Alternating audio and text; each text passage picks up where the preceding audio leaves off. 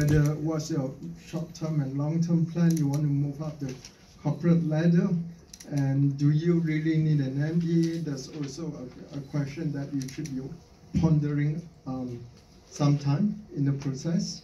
So I'll leave to my colleague to answer the other parts of the question.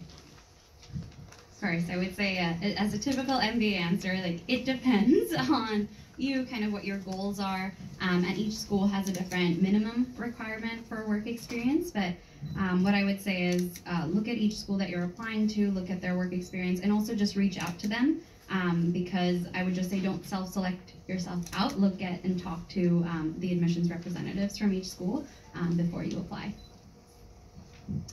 Yeah, our minimum requirement is 3 years management experience, but on average our students tend to have around 8 years experience. They've already been working in a management level role for quite a few number of years, usually before they come to us. However, I would say it does depend sometimes, because then we have some people who maybe have run a family business for 3 years and they might actually be in their mid-20s and they've actually had a wealth of experience, so they've got something to bring. So it's very much, we look for students who have something to bring to the class, that they've got something to say, they have experiences that they can share with their peers, because that's a huge part of your learning on an MBA program. And I'm a little different. Things are shifting in the United States, and a lot of the hiring companies are open to accepting students who are a little earlier in their careers. In fact, we call you early career professionals. So while an average range might be 3 to 5 years, we do have some students in our program that have only 2 years of experience. I think this is really applicable as well to women. Sometimes you want to get a jump start on your career before life happens and get things moving. So we are a school, and there's a trend in the US to start looking at early career professionals who are moldable, flexible, and adaptable for the US hiring companies. Thank you. And what are the common and typical MBA program components? Maybe you can break down a little. Do you want to cruise back down the line? It depends on you, however you think. I'm a pretty traditional MBA program at William & Mary, so it is a 2-year structure where the first year is a really robust and experiential core curriculum. We call that your toolkit year, where you get all of the foundation that you need in business. And then the second year in our program is really about specializing. We have some great specializations available that are STEM designated, and specializations that will take you on a deeper dive into your professional area of focus. The second year also allows you to do hands-on projects like a field consultancy, and the 2-year big picture gives you high-level management development and leadership development. So our program is a pretty classic 2-year immersion, and a really great fit for those who want to be future leaders within a company or an organization. Our program is a 1-year program, which is more typical of the UK universities for MBAs. 1 year means it's incredibly intensive. It is very immersive, quite long days. You will really get to know your peers in your group in that 1 year as well. It covers all the broad fundamentals of management and leadership, so you will cover modules in accounting and marketing and organisational structure and strategy. We also have 2 live projects. So in the first semester you cover a new venture challenge where you work in groups to present a new product or a new service, and take it into an arena to see whether or not that is a viable business product or service. And then we also have a consulting challenge in the second semester, which is working with in a live environment with an organisation that has a particular issue, that you work in groups together to solve their issue, and you present back to them. You're in constant contact with the client as well, so it's very much like a real life scenario. And obviously you have your individual project that you complete over the summer, which is like a dissertation or a live consultancy project as well. And you will also tend to go on a study tour where you will visit companies and elements like that. So it's a very deep, immersive 1-year program. So at the SFUB School of Business, it is a 16-month program. So it's 12 months of academics, so you're in class, it's long days, it's challenging because you kind of jam-pack 2 years within a 12-month period, and then it's followed by a 4-month work term. So that could be an internship, or you could jump into a full-time role, or if you have an entrepreneurial venture that you want to test out, this would be your opportunity to do that. This is inclusive of an international trip as well. So when I was in the SFU MBA program, we went to Peru and Brazil. But each year you work on a different project in a different country, and that is within that 12-year period. It is very hands-on. So unlike my background's in engineering, so unlike an engineering degree, which is a little bit more theoretical, the MBA is very practical. And so there's lots of case studies and simulations and kind of mini consulting projects for real companies. And so I would say it's all jam-packed in within that 12 months, and then you kind of get to test it out with the 4-month internship. In macro business school, the MBA is for 2 years. So students get to do 16 units, half of which are foundation in management, accounting, finance, human resource, and stuff. And then in the second year, you can choose to either broaden like take a series of subjects in different area, or you might want to specialize. So in terms of delivery, we have guest lectures from the industry speakers, because being in Sydney as a business hub, it's quite easy to get speakers from the industry.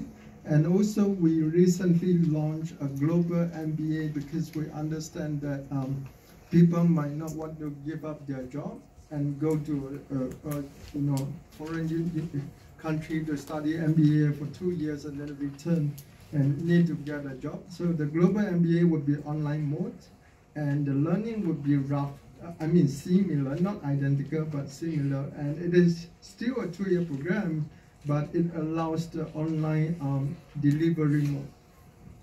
And what is the admission process at your institutions and the deadlines? Could you please run us through those, please? For Macquarie University, we have 4 enrollments a year. In early in the first half of the year, 2 opening, and then 2 opening in the later half of the year. And then in terms of requirement, we don't require GMAT, which is quite standard, but instead we are looking for English requirement as well as your work experience. We have a minimum 2 years work experience, but usually our cohort, the average work experience is much higher than that, around 5 to 6 years. And then, that's our requirement. So with SFU, we have 1 intake every September. And in terms of application and admissions, there's your transcripts from your undergraduate, any other kind of courses that you've taken will also consider that. We do require the GMAT or the GRE, and we do have minimum scores for both. There's the English language test, so IELTS or TOEFL, which is sometimes waived, so definitely reach out to the institution that you're applying to for that. And then we have essays, references, kind of the typical admissions requirements, but our work experience requirement is 2 years, but like you said, typically it's closer to a 5-year average number of work experience. And our last deadline is in May, but we have rolling admissions. So basically apply as you get your documents in, and we'll consider you when your application is complete. We have 1 intake also in September, so you're with your cohort for that whole time, and we have around 40 to 50 students per year. So you really get to know each other in that year that you're working together. We do not require GMAT or GRE. We would like you to have an undergraduate degree to understand that you can cope with the academic rigour of the course, but not everyone has an undergraduate degree, particularly some of our older students. So please, again, contact admissions to see what your work experience may be enough for you to get admission onto our course. Like I say, it's the minimum 3 years management experience. I explained before, sometimes people are around that, or they often have more experience than that, but again, it really depends on your individual circumstances. We accept IELTS and TOEFL, so English language IELTS is 6.5 with no less than 6 and any requirement. And our deadline for international students is June. You apply online with your documents. If you don't have all your documents now, you can add those later.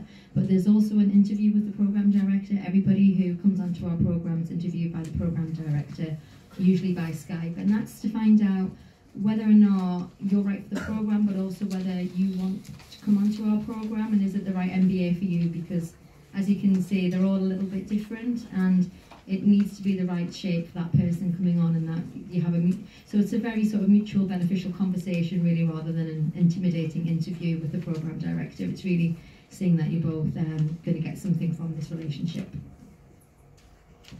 Okay, and at William & Mary, we're pretty traditional. We have one intake per year every August. We bring in about 120 students in each cohort, about 40% global, from approximately 20 countries in every group. All the same standards for the most part. We look at a standardized exam, language scores, your professional resume, a professional essay, and then also a really conversational interview to get to know you, your goals for MBA study, and of course to represent our program. Through our process though, we do encourage you to connect with our Indonesian current students and our Indonesian alumni so that they can share information about studying at William & Mary and really help you to prepare for your admissions process. Thank you. And what are the core benefits of pursuing an MBA program? Core benefits of pursuing an MBA. Well, I would say first and foremost, you're probably going after an MBA to perhaps make a career pivot. So if any of you, as an example, are coming from engineering, but you're in business and you know you need a stronger foundation, more managerial skills, and then the leadership competency to keep moving up in your company, I would say that's really an essential core value. The MBA is not a checkbox on your resume, but it gives you a foundation and a set of principles to really begin your career. So we do a lot of professional development, all of us, to really train you for that next phase of your professional life, and your MBA should take you well into your future in terms of career planning. I think a lot of our students are surprised by the way that actually the MBA shapes them as well. They learn so much from your class. That's why it is important to have some experiences that you can share, and that really does help develop people. We also take people who are thinking about career changes, thinking about being self-employed as well. So some of these people could be having, amazing careers, but they do actually want to work for themselves and need to learn. They might have had an amazing career in finance or in marketing in one specialism, and they need to have a good overview of everything. Or they want to, go up to board level as well. So, but people are often, our alumni, when I meet with them, are surprised about the personal and professional development that they've gone through during that year of doing an MBA. It actually gave them a lot more than they thought it would. It wasn't just learning about marketing or HRM or finance as well. It wasn't just the tick box that they have developed as people, because they've learned to think a little bit differently about problems, and they've also created a network for themselves if they do run into any problems in the future. Yeah, I think similar to that. So yes, if you're career transitioning, this is a path that a lot of students do take. Also, if you kind of feel like you've reached the ceiling of where you're at in your career, a lot of our students do take the MBA to kind of break through that and move to that next level. I think outside of just the classes, though, I agree. There's a lot of professional development. There's a lot of when you move to a new country, forming that network and really meeting with business leaders and meeting with mentors that can help you with your career and help you get to that next level is another critical part of the MBA. And then with that cohort model, you really get to know in our cohort 50 other people that are going to be your support system in this brand new country a lot of the times, and kind of be there for you throughout your life. My friends in the MBA are going to be my friends forever, and it's a really good kind of way to get that really strong network that you will have for a very long time.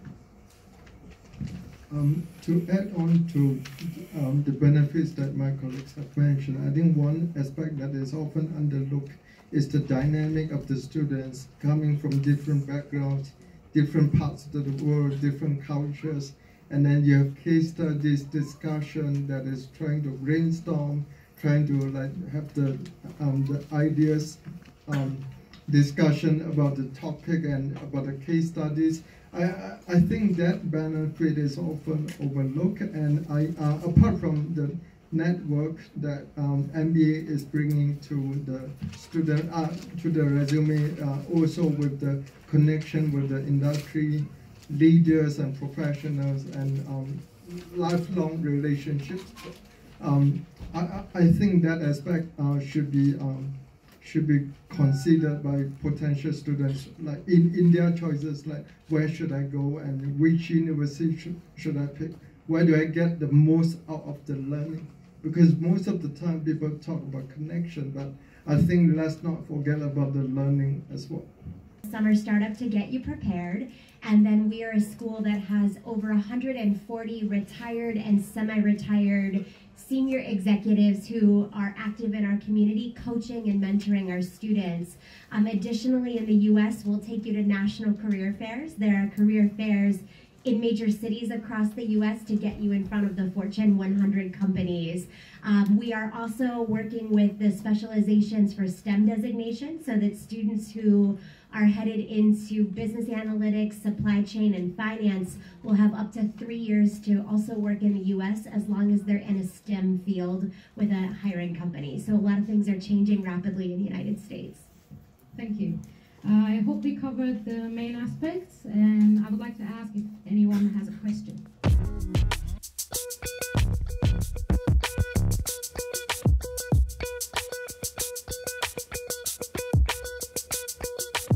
Use and assess the GRE score. So I'm very happy to be here for the first time for the QS MBA tour and in Jakarta. I'm very surprised that you have such a big interest in GRE. So very, very happy. This is the largest crowd. I will try to give you the information. So after the session, you will understand what GRE will be like. And the second, you will know how you will prepare for the test with our materials. There are some free materials, also official guide. Little bit hard here, yeah? Okay, GRE is very good, not only for the MBA. Some of you will look for the MSc programs, like the MIM, MSc, Business Analytics, but also GRE is good for the PhD program. So after the MBA, if you find yourself you are very good at for study, you can go for the PhD, and then still you can use the GRE score in lieu of LSAT. So LSAT was the only test for law school before, but now GRE is accepted. And I've been seated outside for about two hours, and then visitors keep asking me what is the difference between GRE and GMAT, and whether there is any preference about the GMAT test over the GRE. But I can only tell about talk about the GRE. But this is a website from the Harvard. So if you visit the Harvard Business School MBA website, they clearly mention that there is no minimum GMAT or GRE to apply, and we do not have a bias toward one test to the another.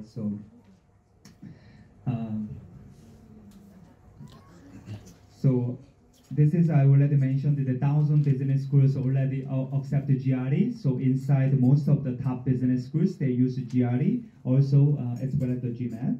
And we are the test taker friendly atmosphere, and I will explain this further later.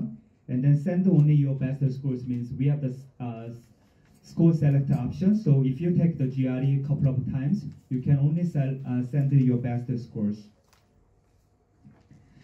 So this is our test. So we have the writing and the verbal listening and quant. And then one section for writing, we have the 2 items you have to answer. Actually, we share with the older test questions. So if you have enough time, you can prepare all the writing sessions. And then verbal listening, which Asian students generally find this verbal listening as very difficult because of the vocabulary. The vocabulary we are asking for the GRE is much difficult than the TOEFL. So if your TOEFL is less than 100, you will find the GRE verbal more difficult. If you are above the TOEFL 100 above, and then you can practice, and then you can find that the GRE is okay one. And GRE quant is US high school mathematics. So GRE quant is relatively easier for many of the Asian students. And quant also have the 2 sections with 20 questions each, and then 35 minutes per section. So you can see the time is very limited because you have to answer the question slightly 1 minute more, less than 2 minutes for each question. So GRE is a computer delivered ones, and we have some other sections like the on-scored and the research section. And then total 3 hours, 45 minutes, so quite long hours. Okay, so this is writing. GRE writing, the score range is 0 to 6. If you visit the GRE website, we show you the sample writings, 0, 1, 2, 3, 4, 5, 6. So I suggest you to read those sample essays and then what it will look like. So there are 2 things. One is the issue, the other is the argument. So one is that the question will asking you to analyze an issue and then develop an argument with reasons and examples to support your position. So those, in order to support your position, you can use your own experience or some books or some quotation, etc. And then argument is asking you to assess the logical soundness of a given argument according to the specific task directions. So you have to read carefully about the questions, what we are asking. And then we provide you very simple word system, basic functions like the insert text, delete text, and cut and paste. This is the writing ones. Verbal listening, we have the 3 different type of questions, and the one is the reading comprehension, second text completion, and then sentence equivalence. You can find our free materials so that you can see all the examples of these different type of questions. And the quant ones, we have the 4 different type of questions. Is a quantitative comparison, multiple choice, and then select one or select one or more, and then numeric entry. In the 4th, focusing on the 4 basic mathematics skills: arithmetic, algebra, geometry, data analysis. And we provide you the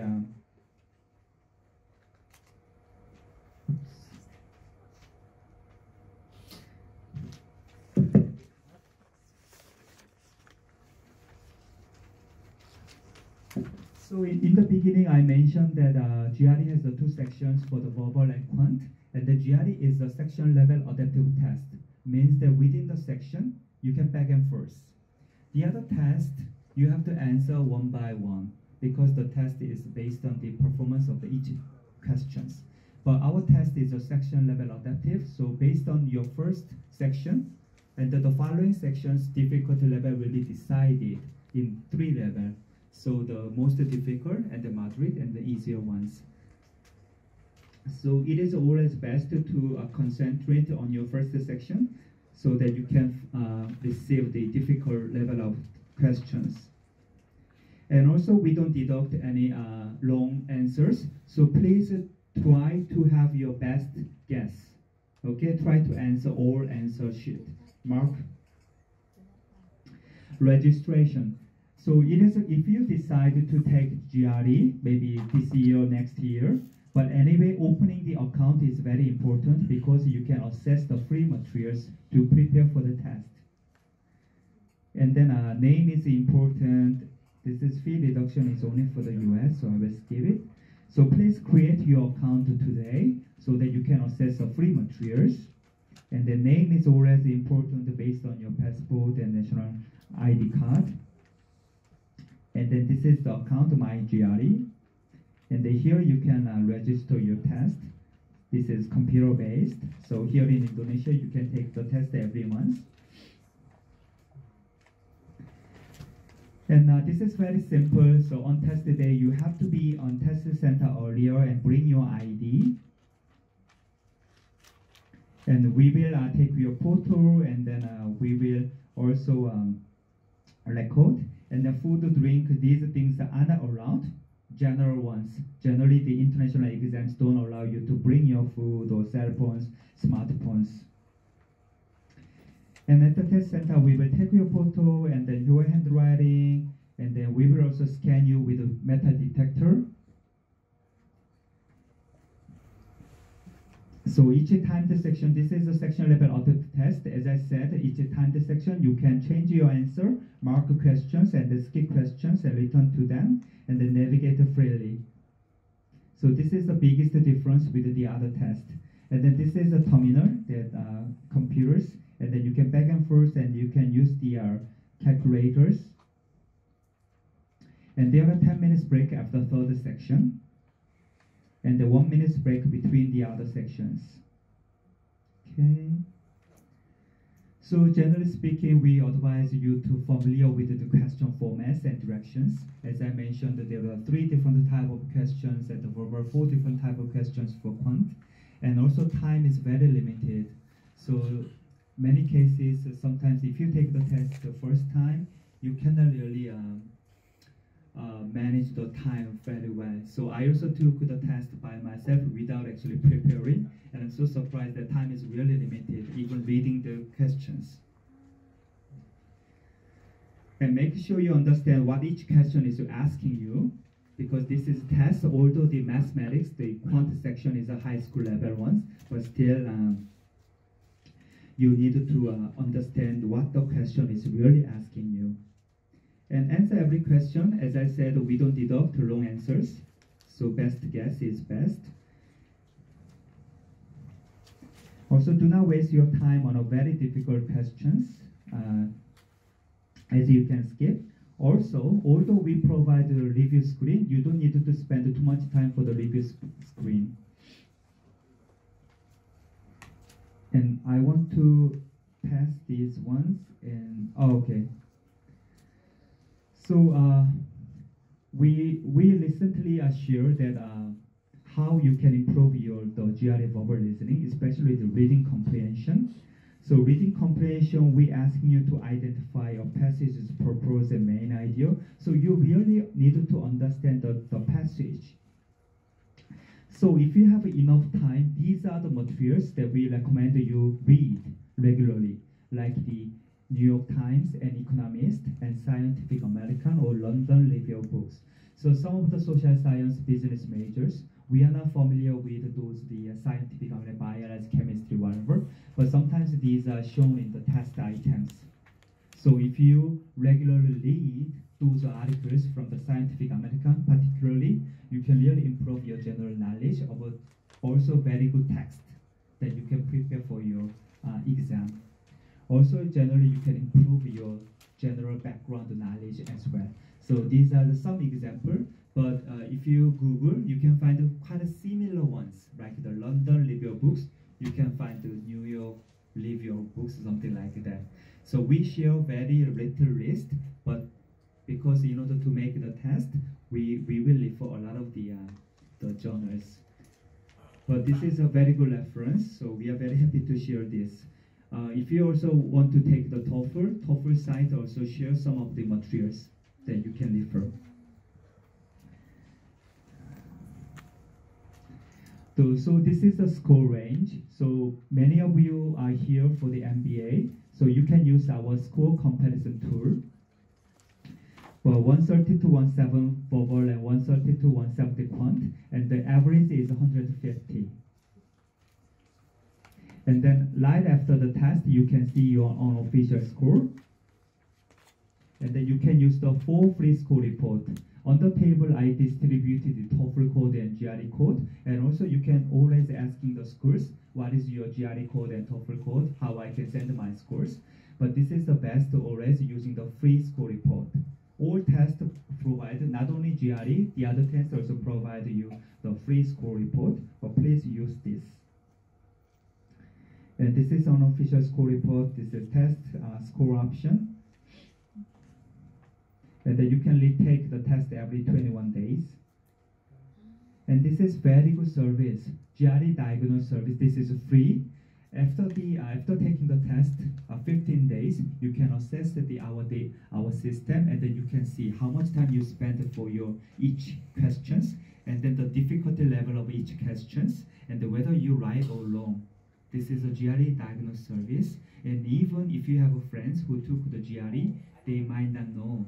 Not many students really use this service, but if you want to retake the test, this one gives you the idea how you perform, which area you are weak. So this is very, very good service, GRE diagnosis service. So if you want to retake the test, please try this. So this is an example. So this example show you how much time they spend, or the right and long, the difficult level. 1 is easy, 5 is difficult. And quant section also same. So this is the quant examples. So GRE is a computer-based ones. So you need to be familiar with our system computer. So this Power Prep test preview tool is just to helping you to familiar with the test, the structure. And then there are 2 practice tests, free Power Prep online. But if you remember, GRE is section level adaptive test. So even though this is a practice test, this is section level adaptive. Means there are 3 different sections following the first section. So based on your first section of a practice test, the following section will be different. Means if you have enough time, you can take the practice test 3 times so that you can see all the following different 20 questions for verbal and quant.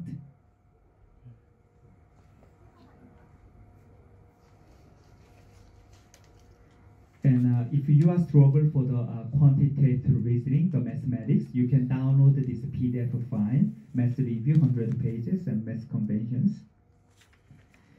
Power Prep Plus Online, this is the $40 fee-paying service, but this is also section level adaptive, and we had only 2 tests, and then very recently, maybe 2 months ago, we added the 3rd edition of the Power Prep Plus Online. So rather than taking a real test costing you $205, it will be a good idea trying the practice test and then taking the real test if the practice test score is up to your expectation. Everything is on the My GRE account, so that's the reason I strongly recommend you open the account first. And then these are 3 books you can easily find at Amazon.com, also local bookstore. So the official guide, I strongly recommend you try. And then these 150 questions for each of verbal and quant is depending on your how you feel the difficult. And Amazon.com, you can buy these 3 books together at the price of $40 when I check it, but there is also the postal cost. And then for those who want to improve the writing, you can also try the writing practice as well. And this is our website, takethegre.com, and we also have some social media, Facebook and Instagram, and sometimes we have some promotion of discount coupons, so it is always best to follow us, Facebook or Instagram. And if you are from China, you can also follow the WeChat. Okay, so subject test, I will skip it because you are the MBA audience. And the GRE search service. GRE search service is very good and this is free. You register your information on the GRE database, and actually inside some of the schools, I know, they already tried the GRE search service to reach out to you if you took the GRE.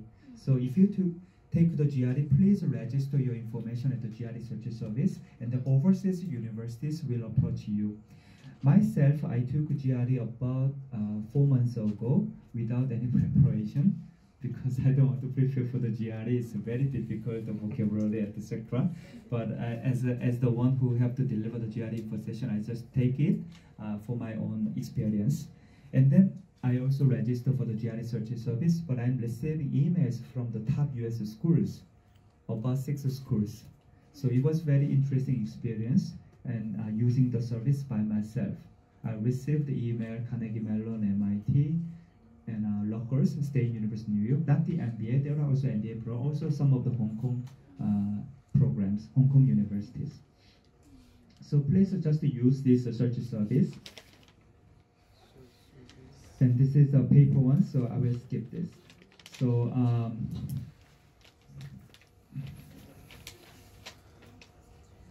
so I make a very quick overview about our test, but be honest, the verbal listening is very tough. If your TOEFL is less than 100, you will find that it's more difficult. And that's the reason if you are better to stop by some of the test preparation booths outside, and also following this session there will be another session by the professional consulting company, so they can also advise you. From the as a test maker of GRE, we believe GRE is good test because we can improve your ability for your real classroom in future. So if you improve your vocabulary and verbal listening and general quant, and then you will be more successful in your real study. So please don't be too stressful to prepare for the study, because as much as you prepare for the test, your ability will be improved. So by myself, after taking the test and after preparing for that, I realized, okay, study is not really for me. I'm just okay for this status. But I hope you are ambitious, because the MBA is very good degree, and then career change, also salary increase. So there are still a lot of very good opportunities with the MBA degrees. So okay, so what is your question? Can I ask one question? Yeah. If I already if I already register to the GRE test, and then I would like to reschedule it, since when I saw your presentation, make myself self-assessment. Do you really want to take it 25th November? I think I didn't ready yet. I'm not ready yet. So can I reschedule it, or? Yes, you can reschedule, but you have to pay for that reschedule, etc. I'm sorry that this is US organization. Whatever you do, they will be charging. So that's the reason I'm saying that free school or the GRE search service. Register or the change date, everything you need to pay maybe at least $25, etc. But if there is something like the natural disaster, so if ETS have to change the test date, it will be free. But so you have the schedule in 25th. I think if you think you are not ready, if you haven't used our free materials, even our official materials is the basic. And then you can use some of the professional providers like the KM. There are many companies providing test preparation materials. So you can reschedule, but you have to pay for that, as far as I know. Yes. Okay. Yeah. Thank you. Okay. Since GRE is for every field. Adjusted because much of what we have to look at this afternoon is going to be above the screen. So it's important that we get a full screen. My name is Eric. I'm from a company called Kaplan EduPac here in Jakarta. And we teach test preparation for everything. GMAT, GRE, SAT, language tests, TOEFL, IELTS. So this afternoon, I've got less than 30 minutes to try to share with you a little bit of an insight about what to do with this essay that you're going to see when you take the GMAT test, if you take it. All right, much better, thank you. Yeah, okay, let's hope it all fits on screen. So we're going to rush through this very quickly, and I'm going to try to just give you a basic idea about how to think about this essay so that it doesn't completely surprise you when you see it. So this is referred to as AWA, Analytical Writing Assessment, on the test. If you search on the internet under GMAT, AWA, this is what it stands for, and you'll get a lot of information that will come up under this category. And what is the AWA? Analysis of an argument essay. That's what the essay is. You're analyzing an argument. You've got 30 minutes to complete it.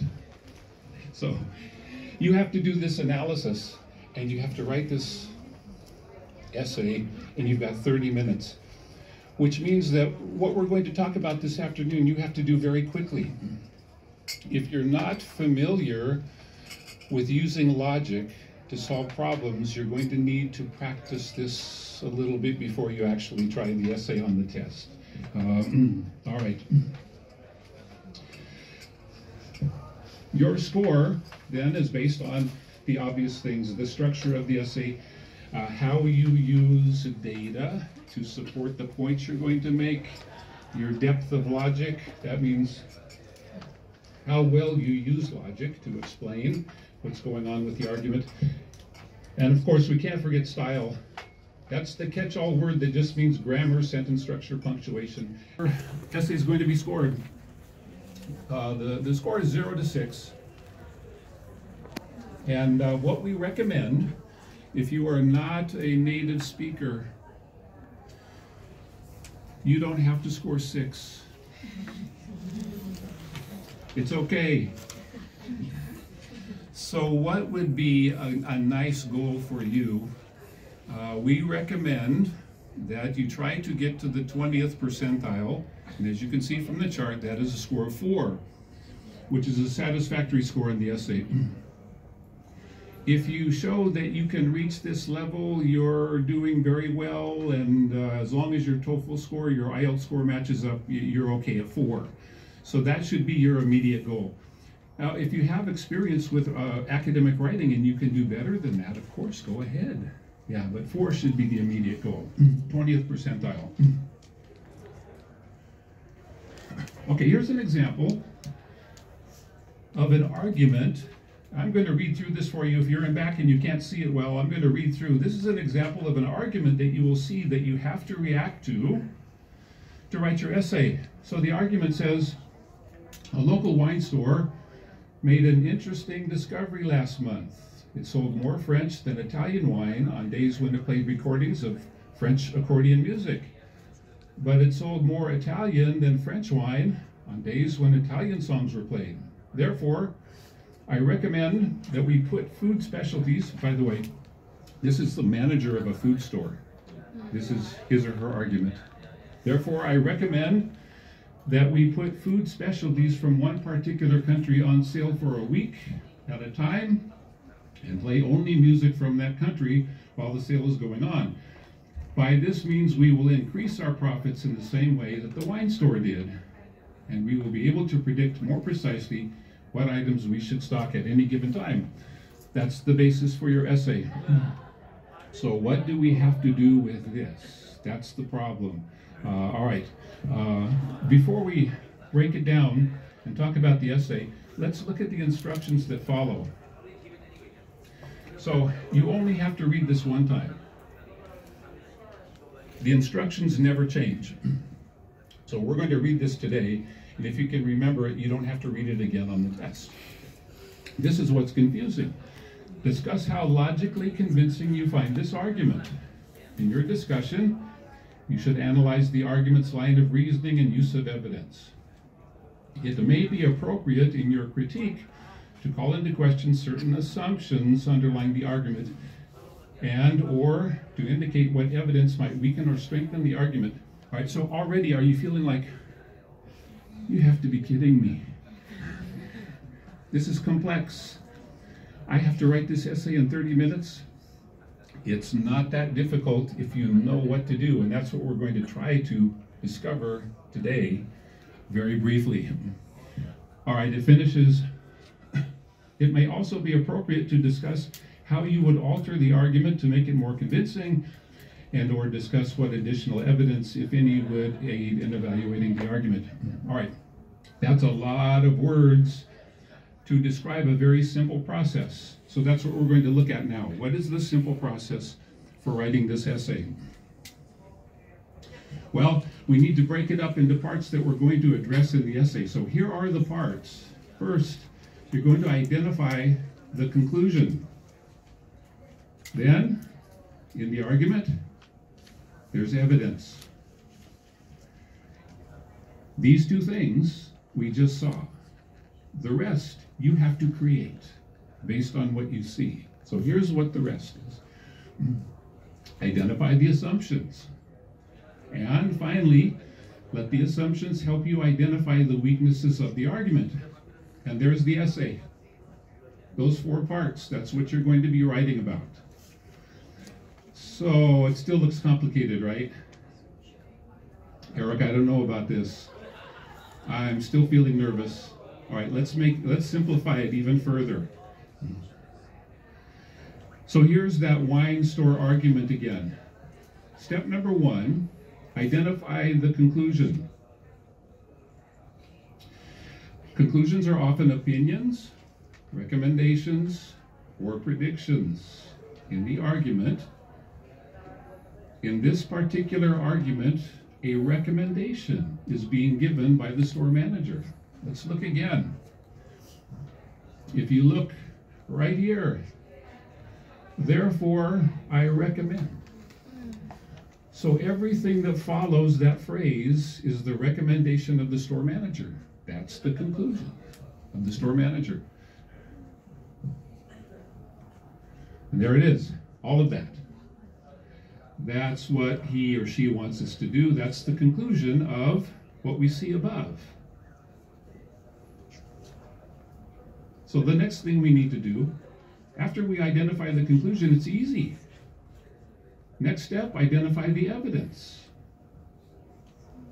What is evidence? Evidence is facts, data, public knowledge, verifiable information. Things that you and I would say, okay, I agree. There's no argument here. Fact. That forms the basis for the conclusion. So if we go back to our wine store argument here, identify the evidence, well, the simple way to do that is just to identify everything else that you see that is not the conclusion. So there it is. So a wine store did this. French music, increased sales of French wine. Italian music, increased sales of Italian wine. That's all we have. That's the data.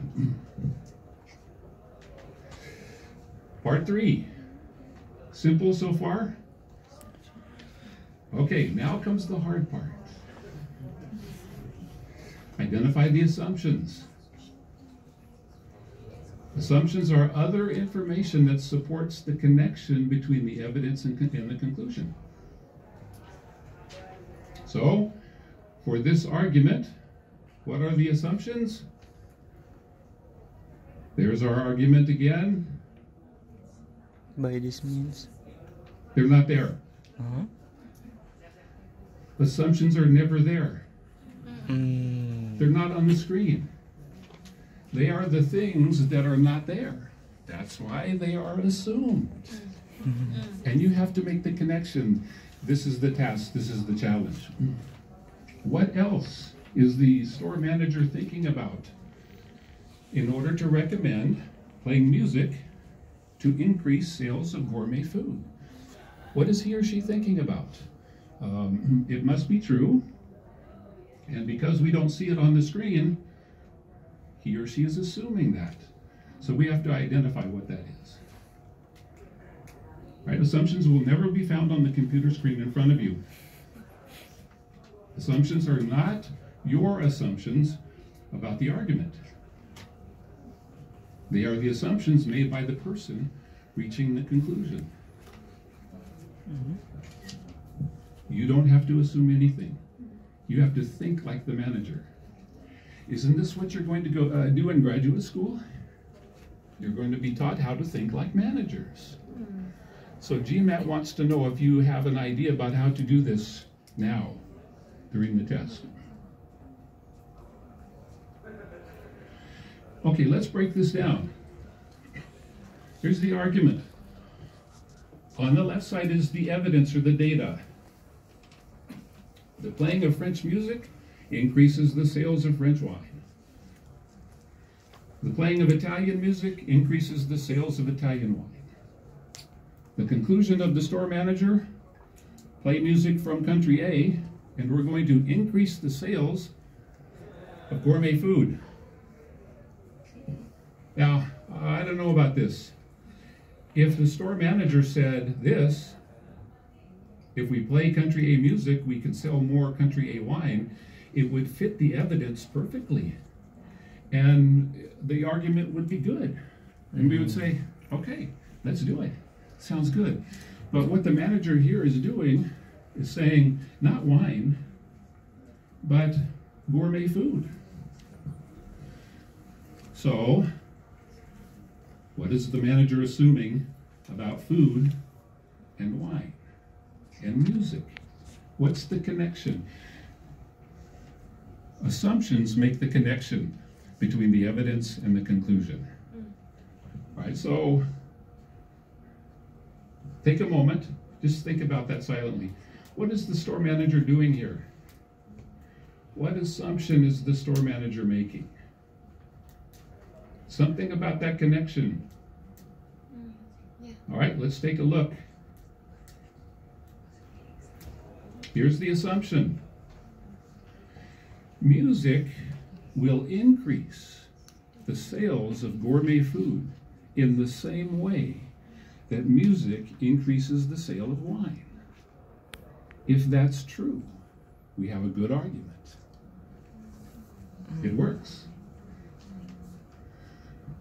That's what you have to identify. Once you have that, there's one more part that you need. Identify the assumption. In words, this is what it looks like. The manager assumes that playing music will impact the sales of gourmet food in the same way that music impacts the sale of wine. That is sentence number 1 in the second paragraph. This is in your essay. You're going to identify the assumption and then describe what's wrong or what's weak. So think for a moment. You're going to be consulted someday, and the store manager comes to you and says, "What do you think about this idea?" And you say, I don't know here. There's something you better think about first. There's a weakness here. And just think for a moment. What is that weakness? What's wrong with this idea? And just think for a moment. Okay, got it? All right. Here's the major weakness. Not all foods from all countries have the same cultural association as French and Italian wine and music.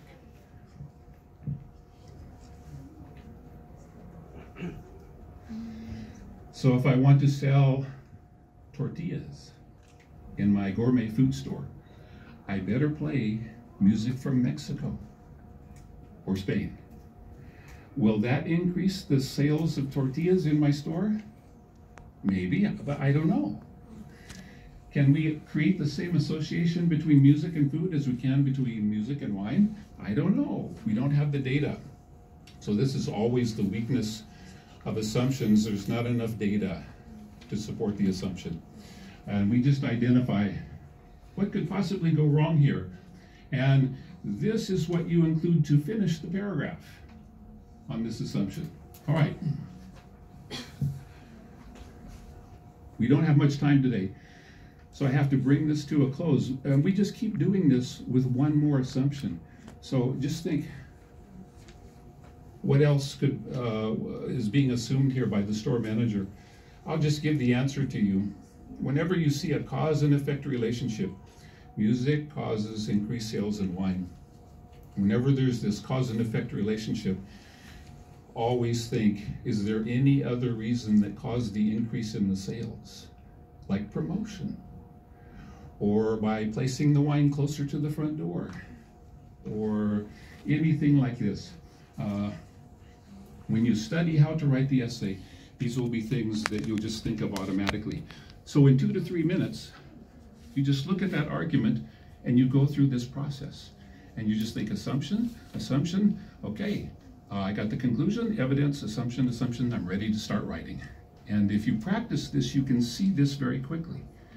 Okay.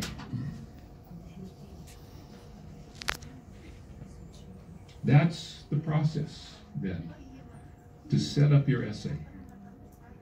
So all of those instructions at the very beginning that said do this and do this and do this and do this and do this, if you just think about this process, it's actually very simple.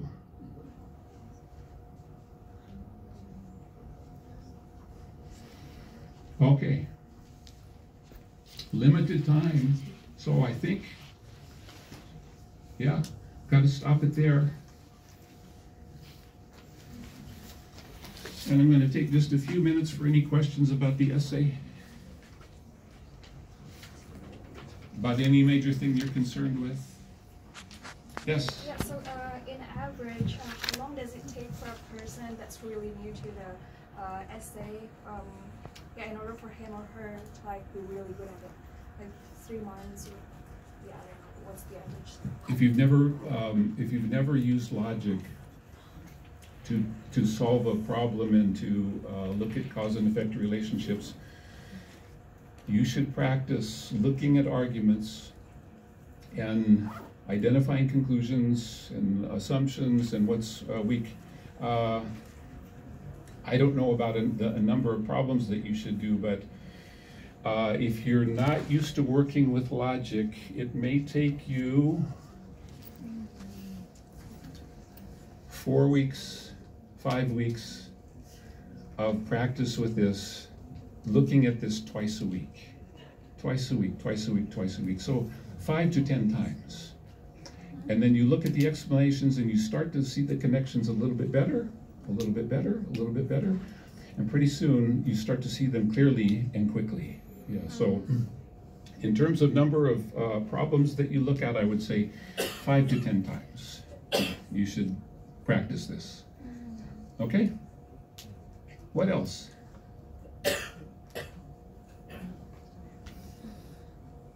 And everybody says, this is just too much for me right now. Yes? Is that true that if we use the advanced words in our writing, the score might be getting higher, or? Okay, the question is, if we use advanced level graduate English in our essays, will it improve our score? And the answer is, if you use advanced English, but I see that you're really pushing it and trying to use words where they don't belong, no.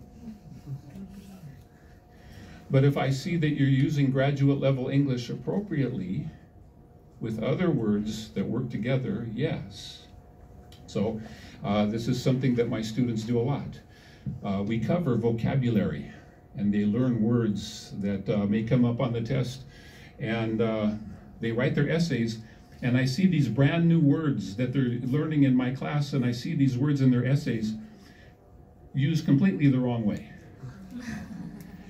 So there's a danger there.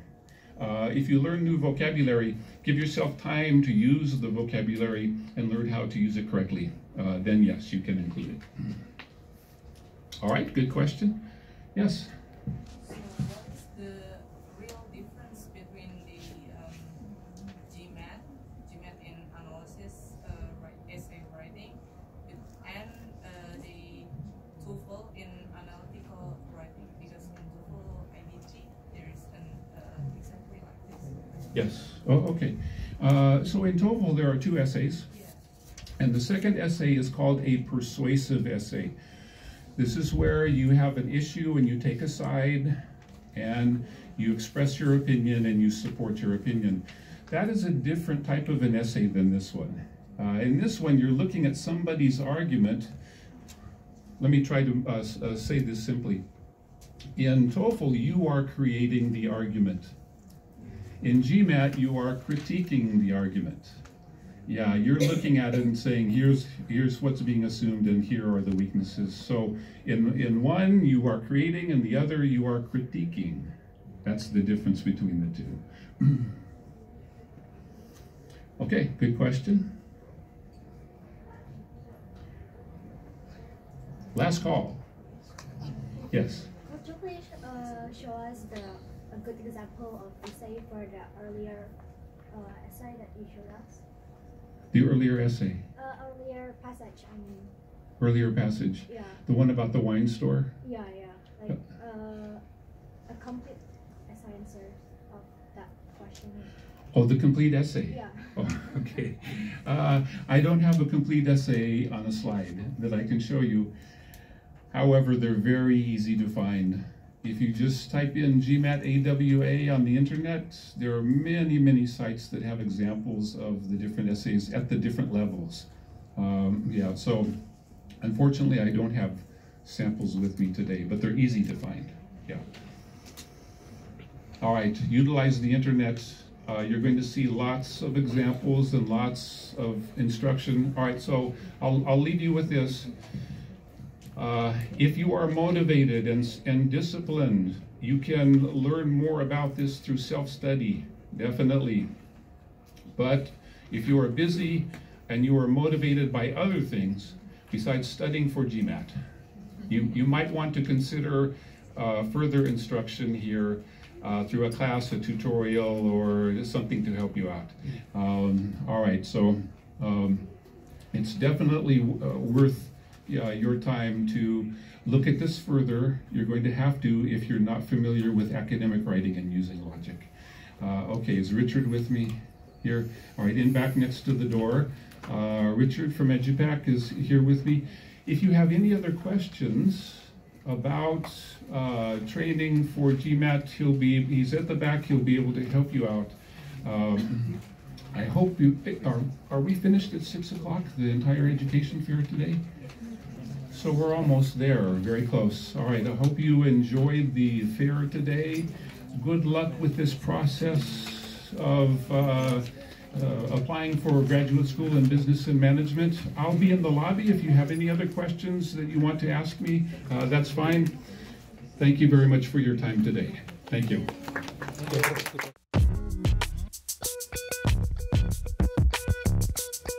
Evaluate one of those three. Okay, so let's talk about the academic aptitude first. What they use to do that is, one, they would look at your transcript, like where you went to school, what's your major, what's your GPA.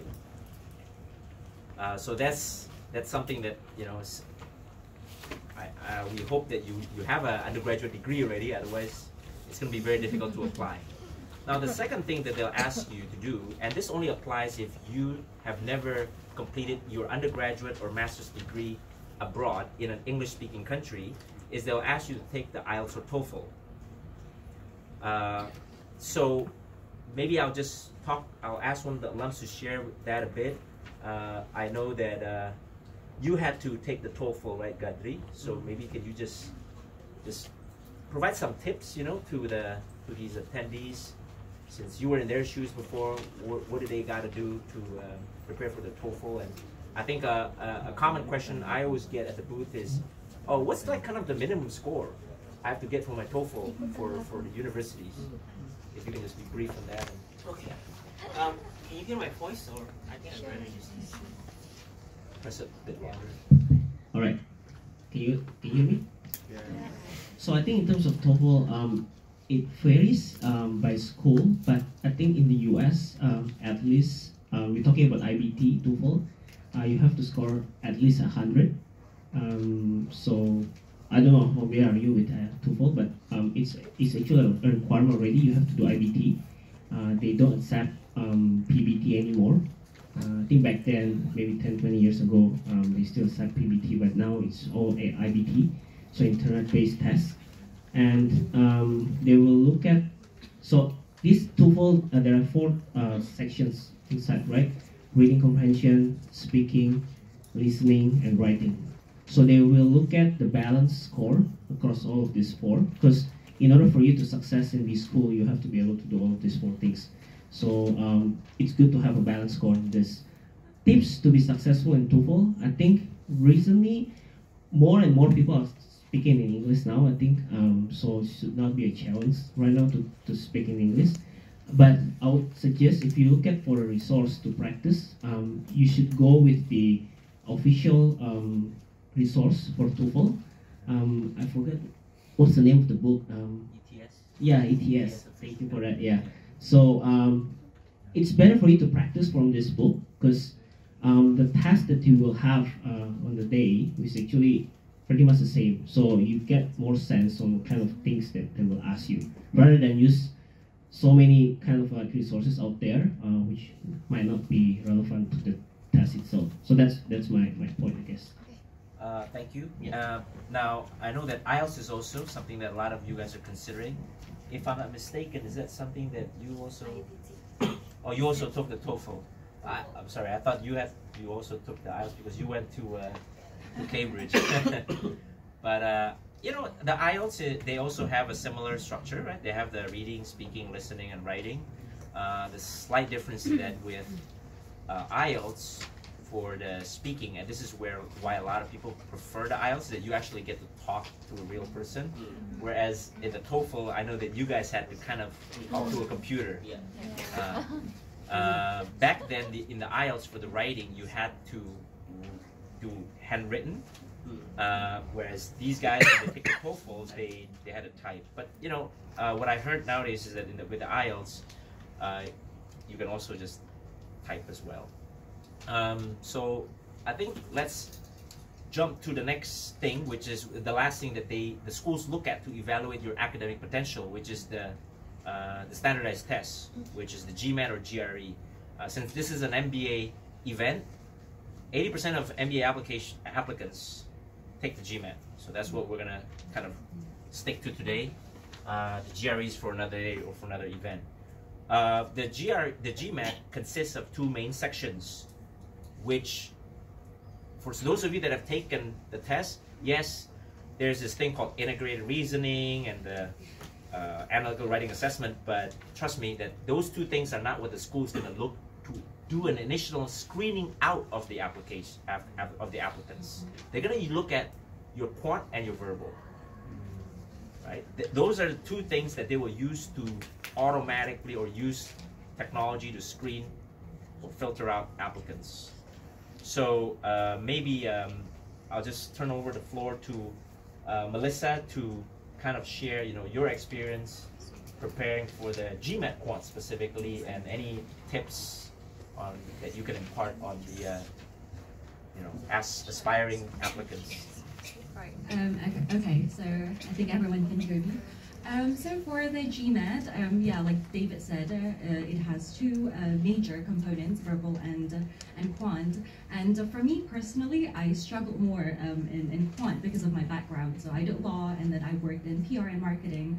So my tips is just to practice and make sure that you understand the concept. But you know, in the end, it's about time management. So yeah, I think it's all about that. But you have to make sure that you understand everything, the concept, and then just practice your time as well. And in terms of like the minimum requirement, every school is different. For Oxford, there's a minimum score of 650, I think. Yeah. That's what they state on the website. Right. What is their average? The average is 690. A common thing we get asked by people is that, oh, usually how long does it take to prepare for the test? Right. What's your take on that, Melissa? I would leave as much. Well, it really depends on your. It really depends on your, I guess, knowledge on that as well. But for me personally, I did it in 6 months, which I did not recommend. I do not recommend it. So I would recommend to do it in like 1 year perhaps, or more. Yeah. Okay. Now, so that's the GMAT quant. Now, conversely, where you did pretty well in the verbal, but struggled with the quant, I think that was the opposite for you, Gadri, right? You you had the opposite issue there. Okay. If you can comment on the. All right. So his background is probably what explains that he was electrical engineering graduate from ITB, right? So maybe that's why his. I think yeah. Opposite side of Melissa. For us who was born and grew up in Indonesia and mostly speak in Bahasa, I think try to understand a specific grammar that's being tested in GMAT is a bit challenging. And for me, that's that was my problem actually. I scored quite high in the quant, but then my verbal was quite low at the time, so it was a bit challenging for me. It's not as simple as you just can speak English, but the test is more testing you on the formal business language, something like that. So it's a bit tough for me. I think my tips here is, for you to be successful, you need to find a local or someone who can understand your challenge. Like what's your challenge in terms of like acing this verbal, because if you look at the resources out there, there's a lot of courses or online things that you can take, but then it's not tailored specifically to your needs, because they will assume this GMAT preparation is applicable for all students from all countries. But then for us from Indonesia, I think we need to know someone who can really know and help us in this. So at the time, I signed up for a course, actually, private course, and with you. So that was really helpful. I think I can boost up my verbal score at the moment to help my improve my GMAT score as well. Yeah, I think that's what I share. Just one thing that I commonly hear is that a lot of people seems to assume or to think, isn't this verbal thing, maybe it's kind of similar to the TOEFL or IELTS? Oh, it's a completely different thing. I think TOEFL is easier for me, even though English is not my first language, but then I think TOEFL is easier because it's applicable for undergrad students as well, so they don't want to make it too hard as well.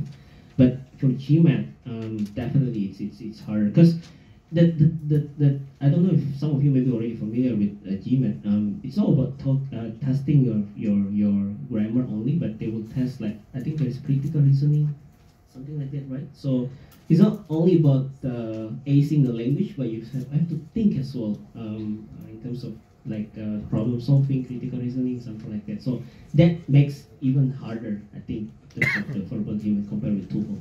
That's my take. So I think just to give you guys an analogy, think about a foreigner, orang bule yang lagi belajar bahasa Indonesia, and then we give him the bahasa Indonesia exam that we have to take, right? EYD ya, ejaan yang disempurnakan. Yeah. Imagine that foreigner has to take that. So that's, would you guys say that's even for me, I struggle for bahasa. Yeah. So the GMAT test, the native speakers have to take that too. So if it's challenging for the native speakers, then it's going to be even more challenging for us as non-native speakers, right? That's kind of like the logic behind it. Okay, so that pretty much wraps up like the three areas that the schools look at to assess your academic aptitude. So I'll jump to the second bucket, which is what they use to assess your career potential. They'll use two things mainly. They'll look at your resume, and then they'll look at your letters of recommendation. So with that, maybe I want to turn over the floor to Anthony. If you can comment on what are some of the, because right now, or even during your time in consulting, Anthony, you probably have seen like people, applying with their resumes, right? And now as a CEO and founder of a startup, as you hire people or look to hire people, you've seen resumes coming in. What are the things that you see are, can be improved with what the resumes that you've come across? In terms of maybe contextualized as, oh, this is what is lacking in terms of what's required for business school applications. Okay.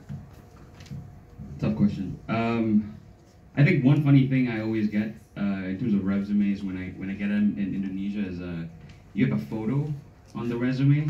I think for business school you do not want to do that. So that's the first thing off the top of my mind. Second thing, what else? Oh yeah, I mean, so no funny business, just straight up your experience, your core experience. I think there would be mainly three sections. So first is education, where you went for undergrad, or if you have a non-MBA master's, where what you did, where you went. If it's a good enough GPA, definitely include them. You might want to include your GMAT too, or any other standardized score if it helps your application. So that's the first section, I would say. Second section, your professional experience, what you did, what you've been doing for the past, how many ever years post your undergrad. You want to highlight your key accomplishments in each role. You want to highlight how you've developed as a person professionally. You want to highlight how your growth in terms of your titles as well. So that's for the professional section. And then the third section would be what I call others. So these could be social impact activities, other achievements that you have beyond your professional or educational careers. So if you went to some village to help build a school or a library, definitely include that. Or if you're very active in your alumni organization for your undergrad, definitely include that as well. So this last section is the section I would say where you have a chance to stand out versus the other applications, and add a bit more character to your resume. Okay. And I think one thing I just want to emphasize what he said is that highlighting your accomplishments, because many of you guys in Indonesia, when they coach you on how to write resumes, the points or the bullet points that you list is describing your job desk.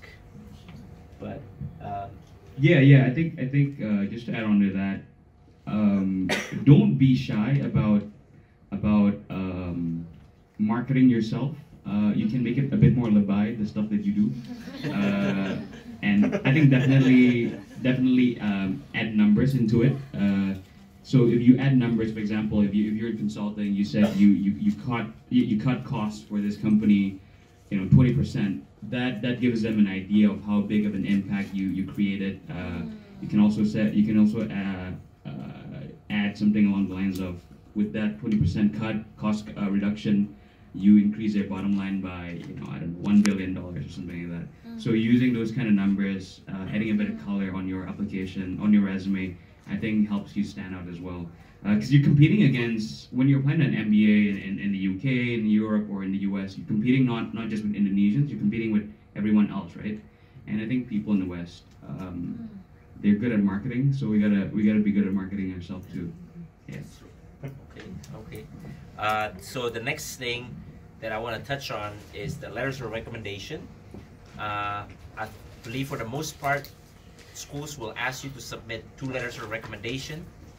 So since you got the mic already, maybe you can comment on this topic, because I think a lot of Indonesians have this misconception that we should seek a better recommendation is if it's written by somebody whose title is as high as possible. Yeah, I think the best case scenario is you can ask the CEO of your company, who is an alumni of the school that you're applying to, for a recommendation. But and you guys work together very closely, but it doesn't usually work out that way. So I think, like what David said, I think the best second best scenario would be to ask someone who you're close with, who you work with maybe on a daily basis, who really knows you and is a big supporter of you. They can produce a stronger letter of recommendation versus the CEO of your company, who you don't see every day, I guess. Yeah, I think if you can also find someone who you work with closely on a daily basis, who also graduated from the school you're applying to, I think that's even better as well. I think in terms of asking for letters of recommendation, make it as easy as possible for your recommender. So have maybe a few bullet points you want them to include in your letter, just to remind them of the type of work you guys have done together with each other, so so it's easier for him to write the letter, pretty much. So Dita, I think you're the most scholarly from all of us here. Dita did two advanced degrees, right? One in MBA and at the bottom. Yeah, MBA and MPhil in Innovation Strategy and Organization. A master's in philosophy. So she's already done 2 master's applications. So maybe can you help fill in on this topic of letters of recommendation, since you've had to ask for letters of recommendation, not just in one, but both of them. I think in total I have to ask around 4 letters of recommendation in order to double degree in Cambridge. Okay, I'll just get just back. That one. 4 in total, both? for both. Okay. So for one master I need 2, right? At least 2. Right. For MBA, it's going to be your direct boss in the office. It means you need to know the person better, and he or she could highlight your strengths and your weaknesses in other way. And it is, in my opinion, it's very important for you to get to know better who who will write the recommendation for you. It's not going to be like, okay, I'll just come to the CEO and say, oh, I'll need your help in order to like write this recommendation letter. But previously, you never worked with him or her. I think it's a big no in this case. And for MBA, the person needs to highlight your career potential and your past career achievement as well. And for doing another degree, it means for academic degree in Cambridge, since Cambridge and Oxford really would like to have like much more scholarly people. In terms of what I mean by scholar is much more into higher GPA and everything. So I asked my rector in the University of Indonesia when I would like to apply for my second degree in Cambridge. So for different master strategy, I will apply different strategies as well. It really tailored to your program.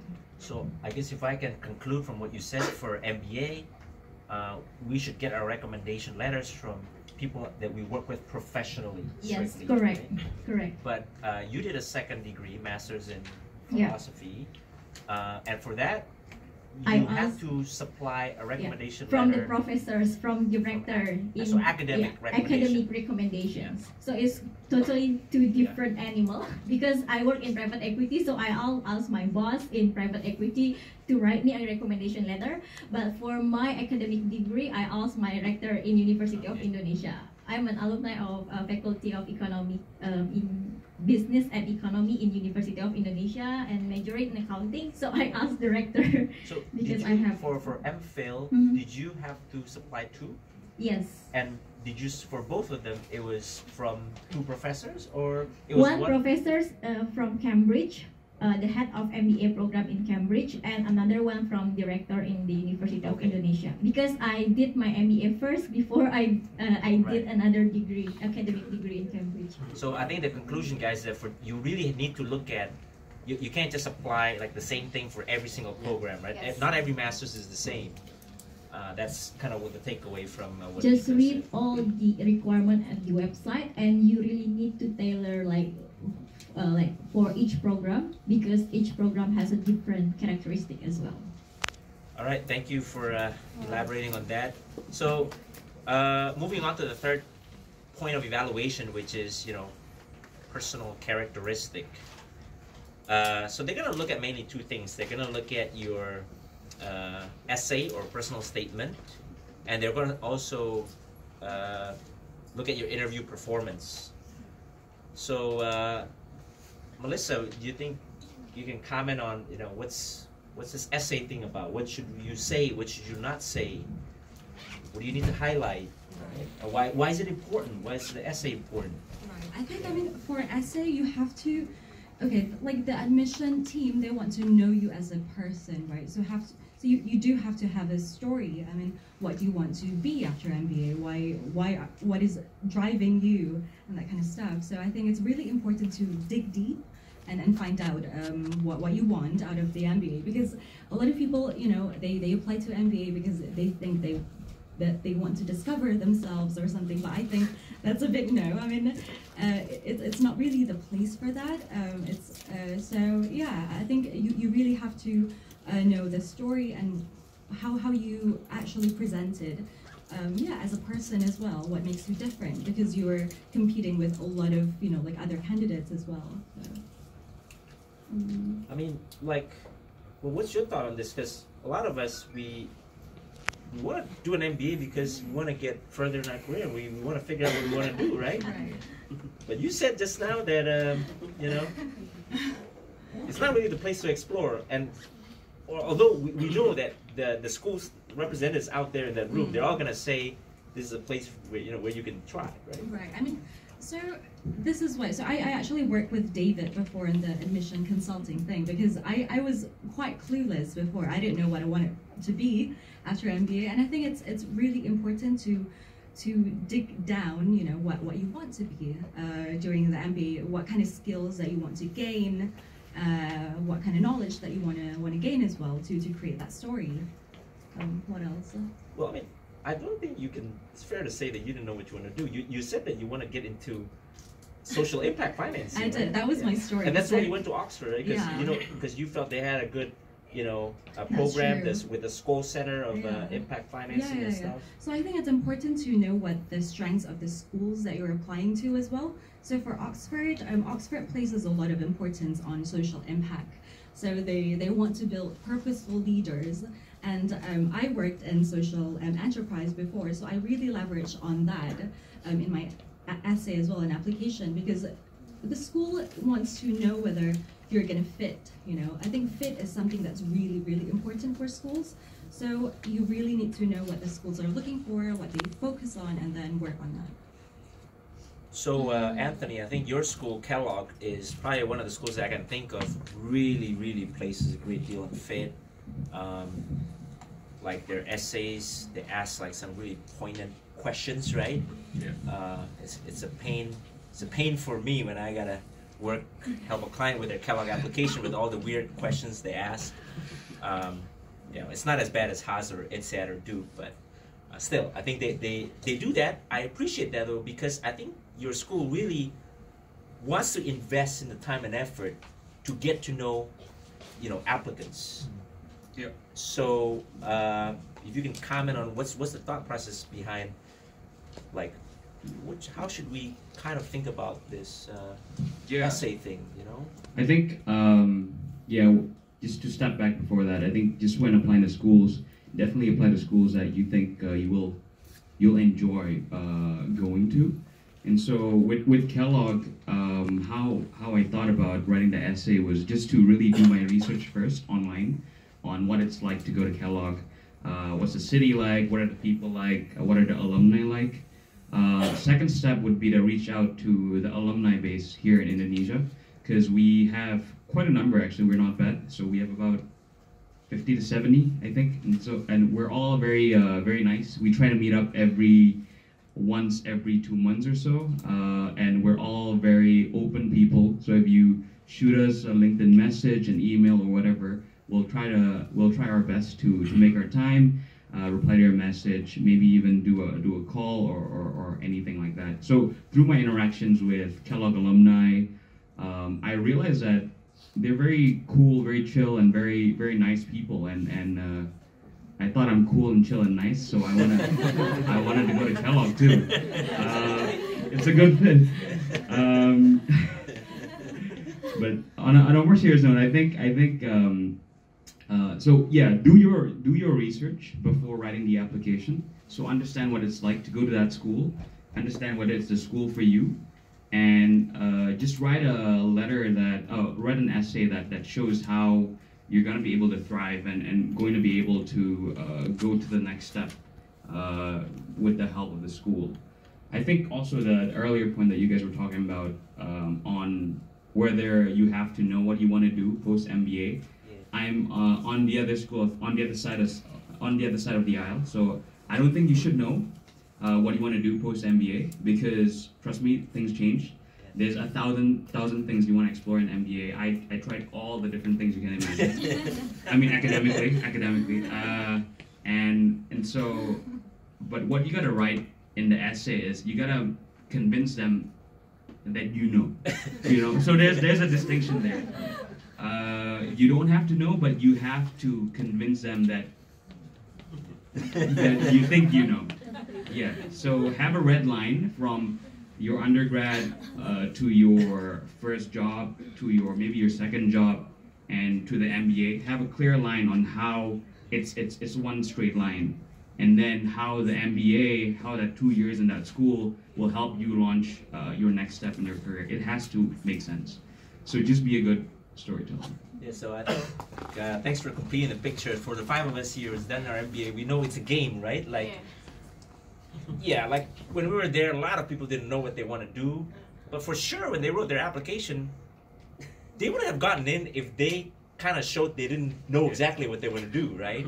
So that's kind of what Anthony said earlier when you used the word marketing yourself, or although I don't agree completely with be a bite. Okay, you can be a bit of bite, but not too much, I guess, right?